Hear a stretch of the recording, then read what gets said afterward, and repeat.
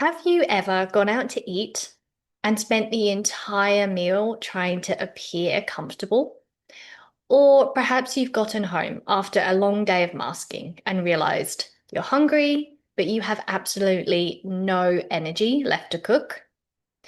A lot of conversations about masking focus on social interaction, but masking can affect eating too.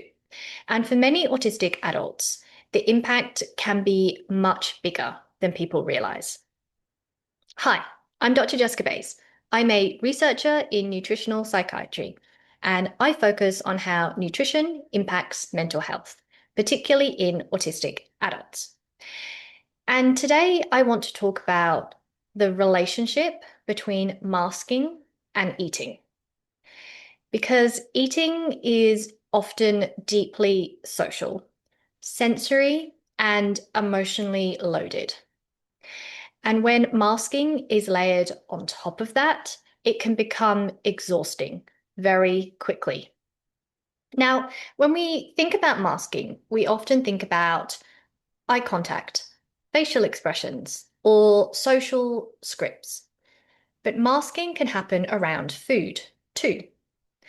For example, pretending a texture doesn't bother you, forcing yourself to eat something uncomfortable, hiding food routines or safe foods, trying not to appear picky, copying what other people order, or acting relaxed in environments that actually feel really overwhelming.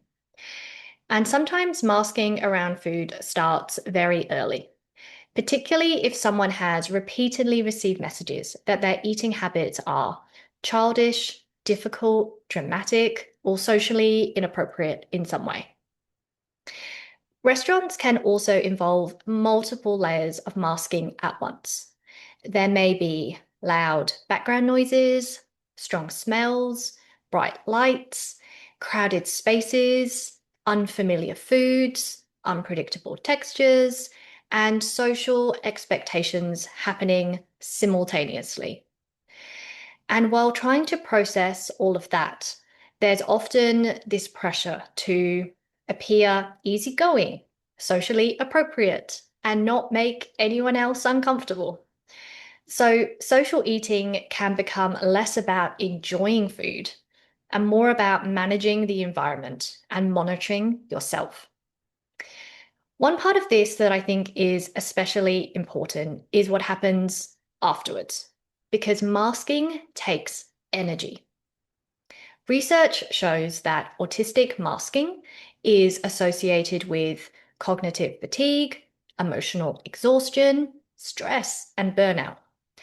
And after spending the whole day monitoring yourself, suppressing your discomfort, managing social interactions, and tolerating sensory input, there may simply not be much energy left for grocery shopping, meal planning, cooking, or even deciding what to eat.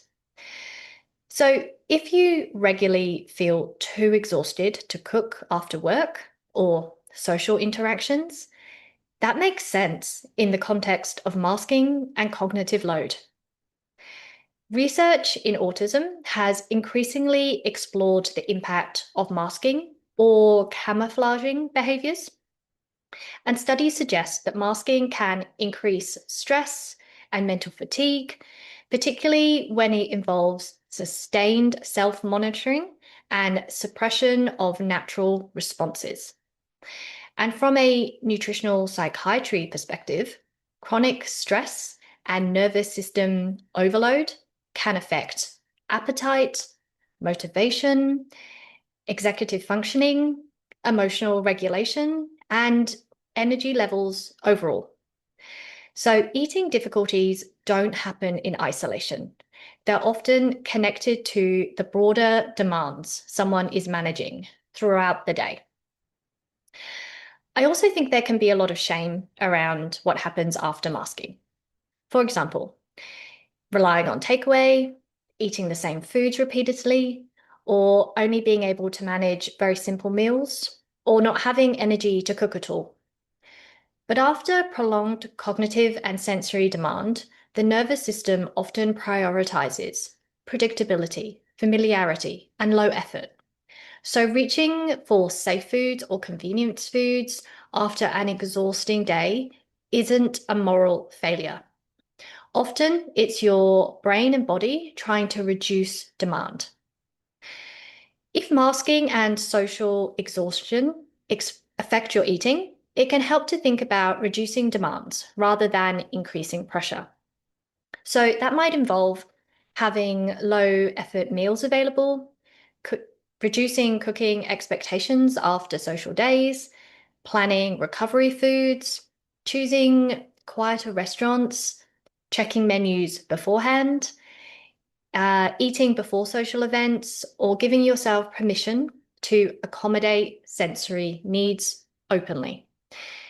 And importantly, you do not have to earn accommodations. You're allowed to make food easier. I think one of the most important things is reducing shame around this experience because struggling with food after masking all day does not mean you're lazy, failing, antisocial, or not trying hard enough. Often it means your nervous system has been working extremely hard. If masking affects your eating, you're definitely not alone in that. And these experiences deserve understanding, not judgment. I'd really value hearing your experience in the comments. How does masking affect food or eating for you? You might also find my other videos helpful as well, so check those out. And if you're interested in more evidence-based neuroaffirming approaches to nutrition and mental well-being, please consider subscribing. Thanks for watching, and I hope to see you next time.